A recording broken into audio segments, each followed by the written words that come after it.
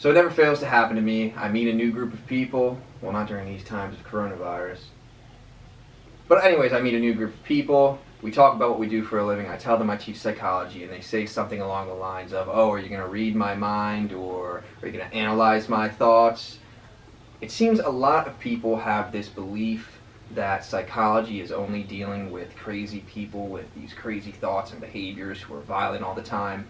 And I can't really blame them. I guess they get it from the TV, so different TV shows like Criminal Minds, movies like that movie Split, and also just different isolated cases on the news that we hear about that we think might occur more often than not. The thing is, psychology is so much more than that, and that is only just a small part of what psychology is. Yes, we do have people treating individuals with violent behavior. Yes, psychologists do try to predict behavior, but that is only just a mild percent of what psychology has to offer.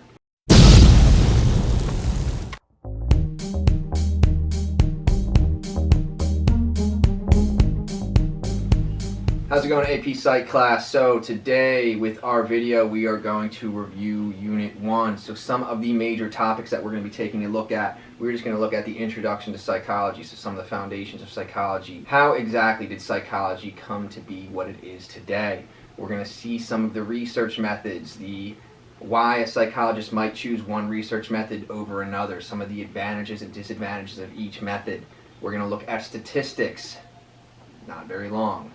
We're just going to look at the stuff I know about statistics and the stuff you need to know for the AP Psych test for statistics.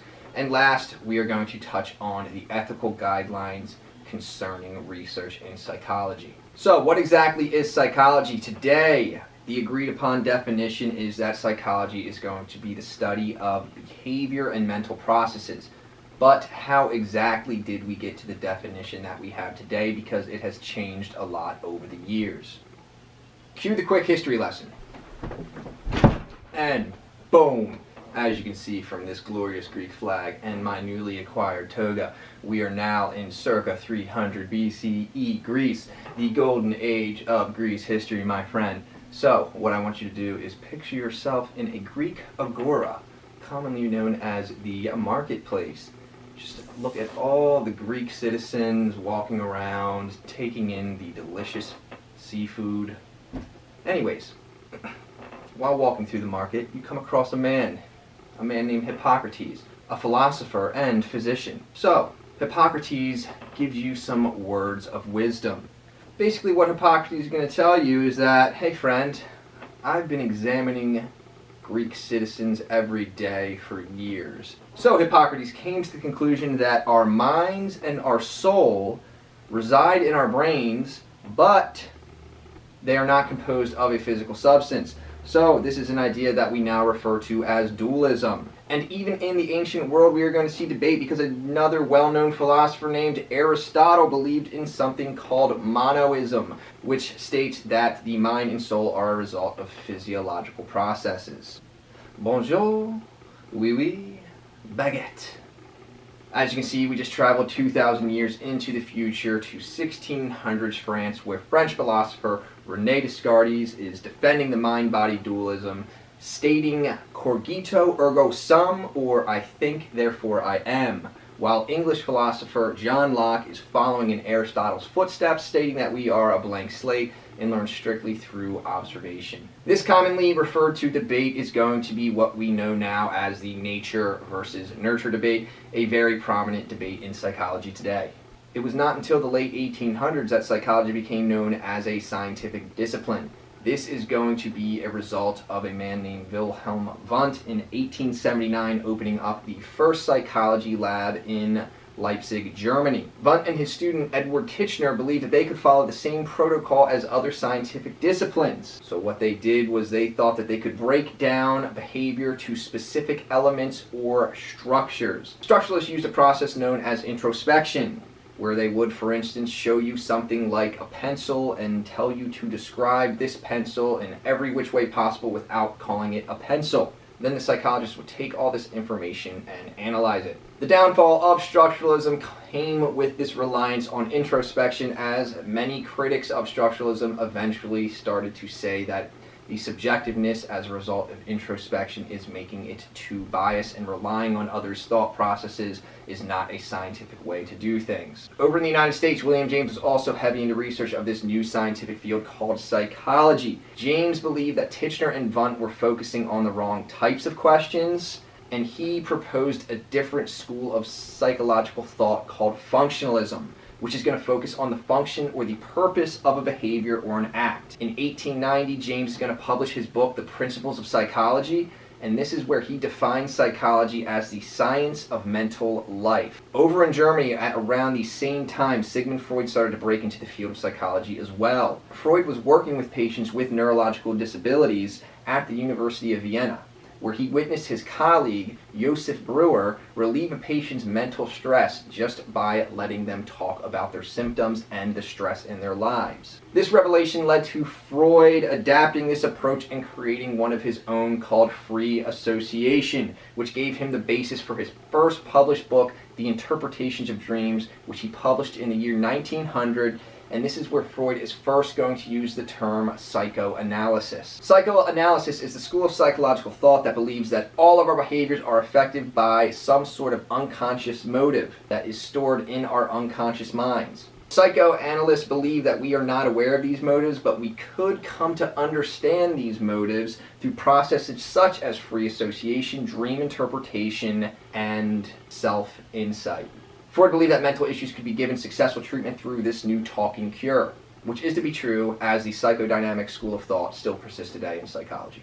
The first half of the 20th century will introduce us to behaviorism, a school of thought that focuses on observable behaviors. Our influential individuals are going to be Russian physiologist Ivan Pavlov, psychologist John Watson, and psychologist B.F. Skinner. In 1897, Ivan Pavlov published his findings on the studies of digestion. Pavlov found that he could make an association between a neutral stimulus, being a bell, and dog food to produce a conditioned response of a dog salivating from the ring of a bell. So simply, Pavlov would come in, ring a bell, present dog food. Naturally, dog food is going to cause the dog's mouth to salivate. He makes an association between the bell and the dog food, and this causes the dog to salivate. Where it was discovered by Jim Halpert during The Office. I have to reboot again. Hey Dwight, do you want an Altoid? What do you think?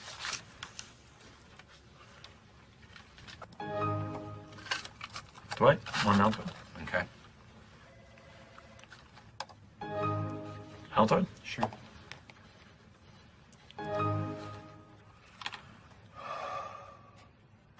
What are you doing? What? I don't know.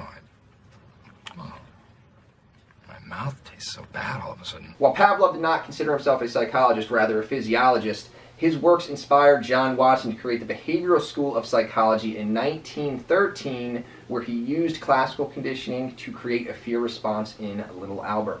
Today, psychologists follow several approaches that stem from the schools that we learned earlier, those being the biological perspective, which, due to several scientific advancements, the biological perspective has been thriving recently. It's going to emphasize studying the physical basis of human behavior, so the nervous system, the brain chemicals, what's going on in our immune system, our genetics, our endocrine system, and what chemicals they're releasing. Many biological psychologists strongly believe that the mind is what the brain does. So what they mean by that is anything that is going to occur in our brain is going to alter our behavior and can be used to explain that change in behavior. From the workings of individuals such as John Watson and B.F. Skinner, behaviorism has survived over the years and made it into the category of modern perspectives. A behavioral psychologist is going to study how a behavior is acquired or modified as a result of these environmental consequences. Behaviorists believe we are a result of what we have learned from our environment. They believe that we were born a blank slate, and everything that we are is a result of our environmental interactions. Focusing on our overall thought process, cognitive psychology has been very popular with psychologists today in both research and clinical fields. Cognitive psychologists are going to focus on the importance of how we process information, and in turn, how do we let that information affect our behavior. Cognitive psychologists like to liken our brain and our behavior to that of a computer. From the works of Abraham Maslow and his hierarchy of needs and Carl Rogers and his client-centered therapy, the humanistic perspective focuses on the motivation of people to grow psychologically, people striving to reach their highest potential. From the works of Sigmund Freud and the Neo-Freudians, the psychodynamic approach focuses on our childhood experiences and our unconscious motives and how these two factors are going to impact our behavior. As world travel became more popular in the later half of the 20th century, psychologists started to take note of cultural interactions. They started to recognize that people from different countries and cultures would interpret gestures, spoken language, and body languages much differently. Psychologists then began to study these cultural differences in an attempt to understand, predict, and control this behavior, giving us a socio-cultural approach. An offshoot of the biological approach based off the workings of Charles Darwin's On the Origins of Species, the evolutionary perspective is going to attempt to explain behavior patterns as adaptations naturally selected because they reproduce or replicate reproductive success in species or organisms, leading to their survival. And last, we have the biopsychosocial perspective. So as you might notice, not every single perspective is going to be able to explain behavior properly, or not every perspective can explain every behavior. So psychologists take several perspectives and put it into one in order to answer their questions. So the biopsychosocial perspective is very simple. It states that biological factors, psychological factors, and social factors all contribute to our behavior. So before we move on, we're going to do a quick review session. So here are two multiple choice questions for you guys. Question 1. Wilhelm Wundt and the structuralists studied questions still asked today primarily by whom? And question 2. The question, is intelligence more influenced by heredity or experience, deals with a big issue in psychology known as what? So what I want you to do is pause the video and answer those questions, and then we'll get back to you. Anyways, time to go over the questions. So, for question number 1, Wilhelm Wundt and the structuralists studied questions still asked today primarily by whom? So the correct answer is going to be B, cognitive psychologists. And the reason for this is because Wilhelm Wundt and Edward Titchener, they studied the basic structure of human consciousness. They're looking at our conscious behaviors and our stream of conscious behaviors. That is exactly what cognitive psychologists do today. They look at our current thought process. Alright, and question number 2. Is intelligence more influenced by heredity or experience? Deals with the big issue in psychology known as what? And the answer for number 2 is going to be option E, nature versus nurture. Are we more influenced by our genetics passed down from our parents, or are we more influenced by our environment and who we hang around?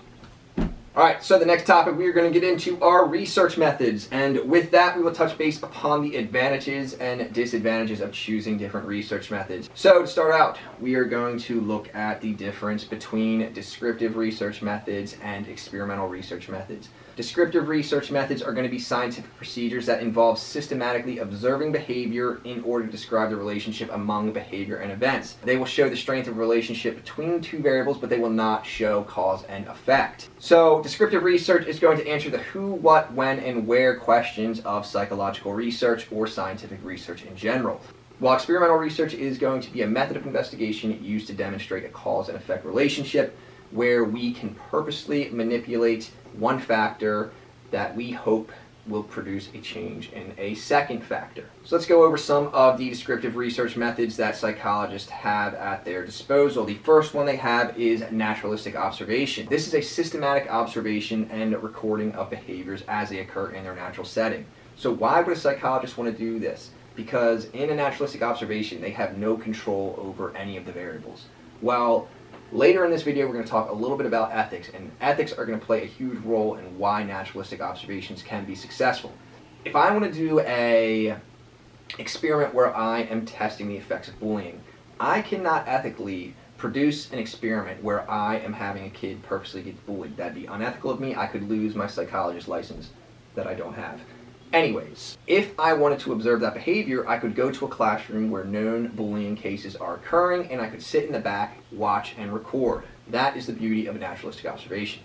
Alright, so next up we have case studies. Case studies are going to be intensive studies on an individual or a small group of people. Generally, these are going to be rare or specific occurrences. Think Genie, Secrets of the Wild Child, the documentary we watched about the girl who spent a large chunk of her childhood in isolation, trapped in a dark room, strapped to her potty training chair. that would be considered a case study. It was a very specific and rare occurrence, and it was treated as such. A lot of details and data can be collected during a case study, which is a huge advantage, even more so than you would receive during an experiment. And with case studies, you can even conduct experiments throughout the process, since it is a very lengthy process. But the fact that it is a lengthy process involves a lot of dedication. It leads to experimenter bias, where the individual in charge of the case study has so much put into the case study that they might be biased towards making it succeed, even if something is not going their way. The most used descriptive research method in psychology and probably all the scientific field is going to be the survey. And the reason for that is you can get a large amount of information from a large group of people very quickly. Also, this information generally has strong statistical significance, meaning that the results did not likely happen by chance. Now, people don't always answer honestly, and they have a tendency to respond in ways that might be socially desirable, but a lot of times surveys have ways to find people who are just crossing out random answers or not answering honestly. When assigning a survey, there's two things that are very important: the population and the sample. So think of the population as the group that we are trying to survey. A lot of times you're not going to be able to reach the whole population. Think presidential approval rating. If I want to find out the approval rating of the United States president, if we look at this circle right here, that's every single person in the world, right? That's the entire world population. I don't need to talk to people from Britain or people from Brazil or Argentina or Australia about the approval rating of the president in America, because we want to know how Americans feel about them. So that brings our population to this circle right here, which is a little bit smaller, but that's still a lot of people. There's no way we can possibly reach every single American and get their opinion on the approval rating of the president. So what do we have to do? We have to find something called a sample size. A sample size is going to be a pool of people that accurately reflect the population, and this leads to statistically significant results. As simple as that.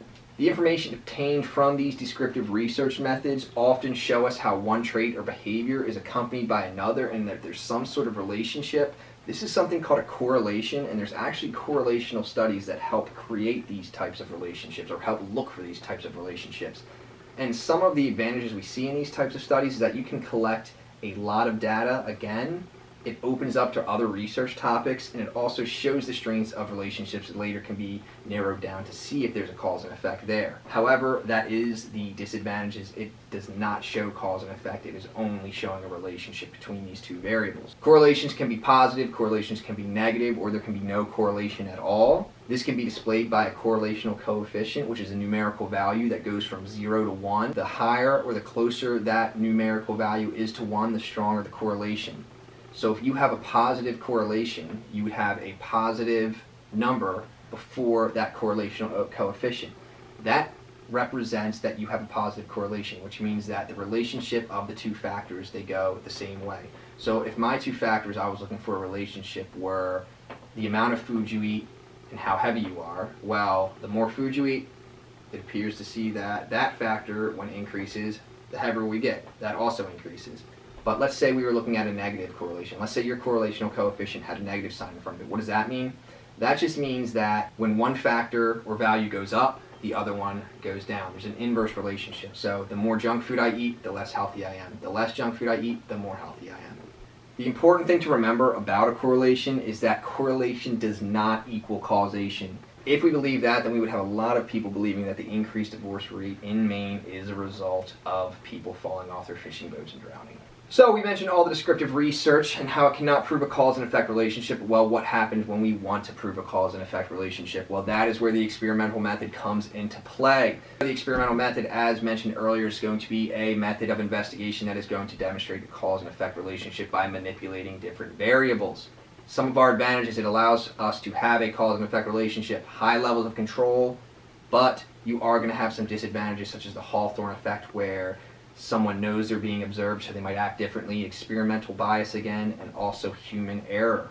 When a psychologist is tasked at creating an experiment, first they have to hypothesize. They have to create an educated guess as what they think is going to occur. When you are hypothesizing, you have to identify your variables. These are your independent variables, your dependent variables. and possibly your control variables. The independent variable is what the experimenter has control of. They can manipulate this variable and they hope to see a change in the dependent variable by manipulating the independent variable. So the dependent variable is that factor that is observed and measured. We are looking for a change in the dependent variable by manipulating the independent variable. Now, the control variable, it stays constant. We use that to compare against our dependent variable. When working with variables, you are going to have to operationally define them. What exactly does that mean?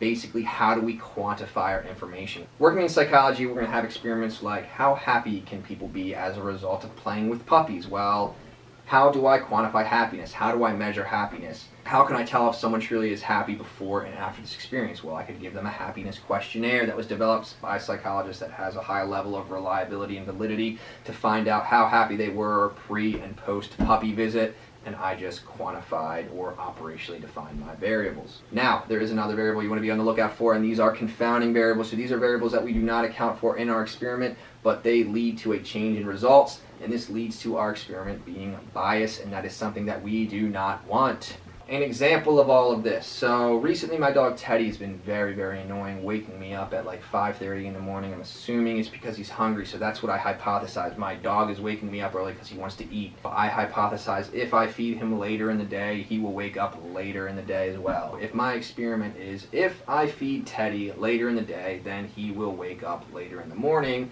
The independent variable, something that I as the experimenter am in control of, would be when I feed my dog. The dependent variable that I'm looking for a change or that I'm measuring is when Teddy wakes up. Just as there is protocol for selecting participants for a survey, there are protocol for selecting participants for an experiment. So you have both random assignment and random selection. So random selection are that participants will be randomly selected from the pool of applicants, and then random assignment is the process of assigning the participants to either the experimental group or the control group.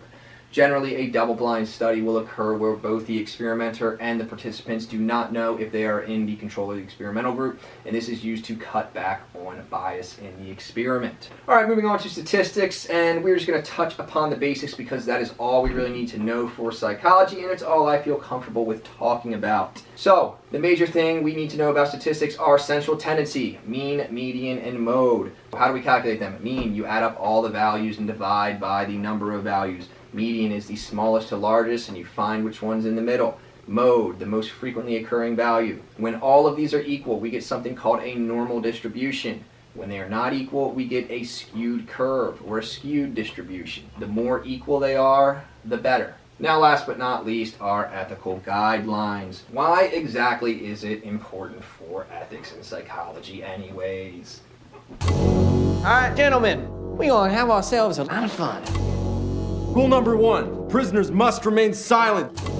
This is an exercise period. Alright, maybe for reasons like that. Moving on. So, in the early years of psychological testing, we had researchers giving patients drugs, even diseases against their knowledge, performing experiments involving shocking subjects, and much, much more. As a result, the American Psychological Association, or the APA for short, first published a code of ethics in 1953 stating what can and can't be done during psychological testing, looking after the welfare of the individuals being tested. So, the ethical code set forth by the APA is pretty simple and straightforward, starting with do no harm to the participants. This involves both psychological and physical harm, and it means it cannot be long-lasting. Participation must also be voluntary. This means that the participant has to sign their name on a piece of paper, and they have to know what they are getting themselves into. Number 3, remove any misconception caused by deception. Why would deception be used in an experiment? Let's say I am testing frustration when people feel like they're being cheated. Well, let's say my test involves giving someone an IQ test, and every time they get the right answer, the computer says it's wrong, even though it's a simple question like 2 + 2. They start getting frustrated. Well, if I told them, hey, I'm going to test how frustrated you get by using this wonky computer program, chances are the experiment wouldn't work. So at the end of the experiment, I say, hey, this wasn't really an intelligence test. It was a test to see how people react to feeling like they are being treated unfairly. I just, right then and there, removed any misconception caused by deception. That was called a debriefing. You have to provide results and interpretations to your participants so they fully understand what they participated in. You have to maintain confidentiality, so No identifying info of the participants are made available to anyone reading the published study. This is just looking out for the safety and the welfare of the participants, because sometimes a lot of these studies are centered around maybe some type of health disorder or disease that people might not wanting the public to know that they have. And last, you must accurately describe the risks to these potential subjects. You have to let them know everything that might happen to them with them being participants in this study. Kind of reminds me of the time I went to go get my wisdom teeth out. Anesthesiologist showed me a video that said everything that could go wrong right before I was supposed to get put to sleep. Great times. Alright, so that's Unit 1 in a nutshell. So, up next you're going to have your FRQ that is due this Friday. Be sure to follow SOTA's guidelines and post it on Google Classrooms by this Friday. Make sure you use the proper site. If you have any questions, please feel free to email me. Here you go.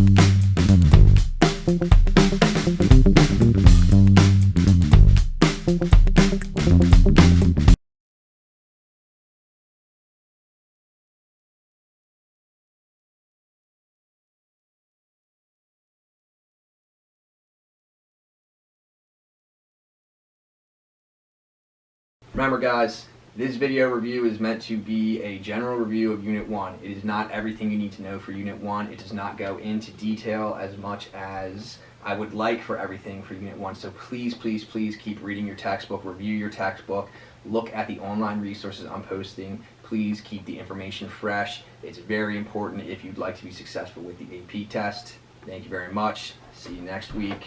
I'm out.